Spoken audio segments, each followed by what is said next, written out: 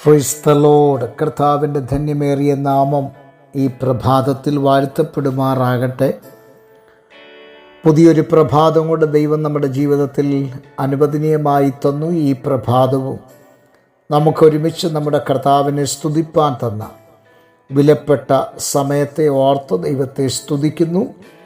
സർവകൃപാലുവായ ദൈവം സകല പ്രിയപ്പെട്ടവരെ ആശ്വസിപ്പിക്കുകയും വഴി നടത്തുകയും ചെയ്യുമാറാകട്ടെ എന്ന് പ്രാർത്ഥിച്ചുകൊണ്ട് നമ്മുടെ ഇന്നത്തെ പ്രഭാത ചിന്തയിലേക്ക് പ്രവേശിക്കുകയാണ്.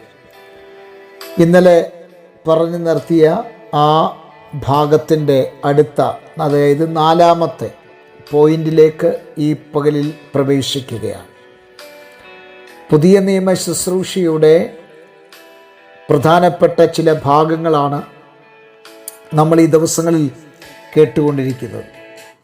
നമ്മുടെ ശുശ്രൂഷയുടെ ഓരോ ഭാഗങ്ങളും അതടർത്തിയെടുത്ത് പരിശോധിക്കേണ്ടത് നമ്മുടെയൊക്കെ ഉത്തരവാദിത്തമാണ്. എങ്ങനെയൊക്കെ നാം ചെയ്യണം, എന്ത് ചെയ്യണം, എങ്ങനെയായിരിക്കണം ഒരു സുവിശേഷകൻ എന്നൊക്കെ നമ്മെ പഠിപ്പിക്കുന്ന ഒരു പാഠശാലയാണ് പുതിയ നിയമ ശുശ്രൂഷയുടെ ഈ പാഠശാല.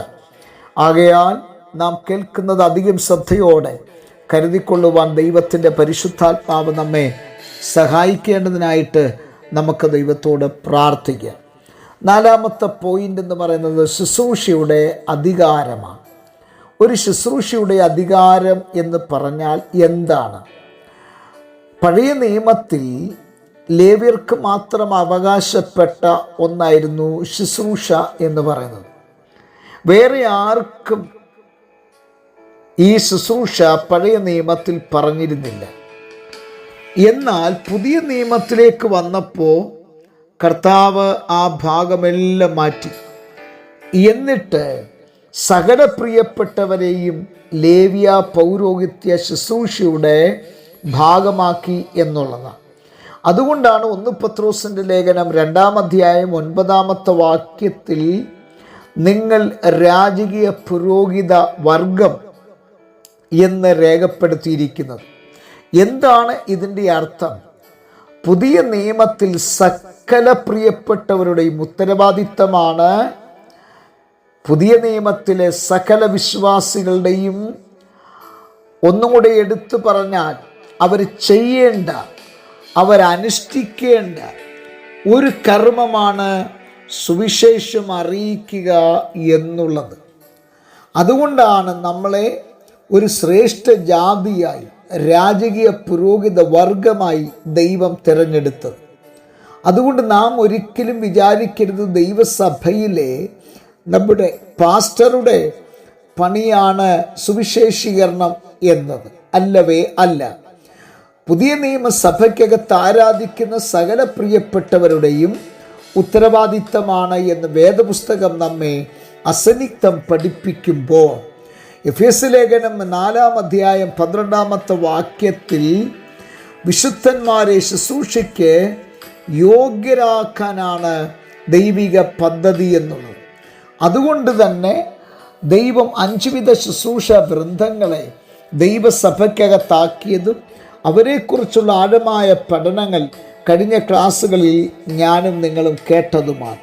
അപ്പം ദൈവം ആഗ്രഹിക്കുന്നത് എല്ലാ പ്രിയപ്പെട്ടവരും എന്ത് ചെയ്യണം? അവർ സുവിശേഷീകരണം നടത്തണം എന്നുള്ളതാണ്.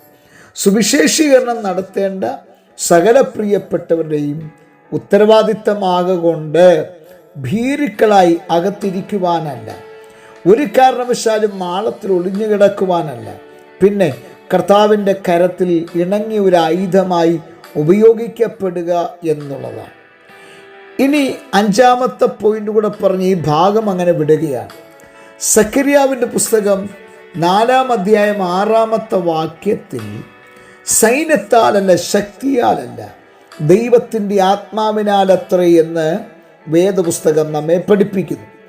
പ്രവൃത്തികളുടെ പുസ്തകം അപ്പോസ്തല പ്രവൃത്തി 1:8 നാം വായിക്കുമ്പോൾ പരിശുദ്ധാത്മാവ് നിങ്ങളുടെ മേൽ വരുമ്പോൾ നിങ്ങൾ ശക്തി ലഭിച്ചിട്ട് നിങ്ങളെൻ്റെ സാക്ഷികളാകും എന്ന് പറയും. അപ്പോൾ പുതിയ നിയമത്തിൽ 5-ാമത്തെ നമ്മുടെ പോയിന്റ് എന്ന് പറയുന്നത് ശുശ്രൂഷയുടെ ശക്തിയാണ്. ആ ശക്തി എന്ന് പറയുന്നത് എന്താണ്? നമുക്കറിയാം, പുതിയ നിയമ ശുശ്രൂഷയുടെ ആ ശക്തി എന്ന് പറയുന്നത് 1 കൊരിന്ത്യർ ലേഖനം 2-ാം അധ്യായം 4-ാമത്തെ വാക്യത്തിൻ്റെ അടിസ്ഥാനത്തിൽ നാം വായിച്ച് പഠിക്കുമ്പോൾ, പ്രാർത്ഥനയില്ലാതെ, അഭിഷേകമില്ലാതെ, വചനമില്ലാതെ ഒരു ശുശ്രൂഷ ചെയ്യുവാൻ നമുക്ക് സാധിക്കുകയില്ല. അപ്പോൾ ശുശ്രൂഷ നമുക്ക് ലഭിക്കണമെങ്കിൽ, നമ്മൾ ചെയ്യണമെങ്കിൽ പ്രധാനമായും പ്രാർത്ഥന ആവശ്യമാണ്, അഭിഷേകം ആവശ്യമാണ്, ദൈവവചനം ആവശ്യമാണ്.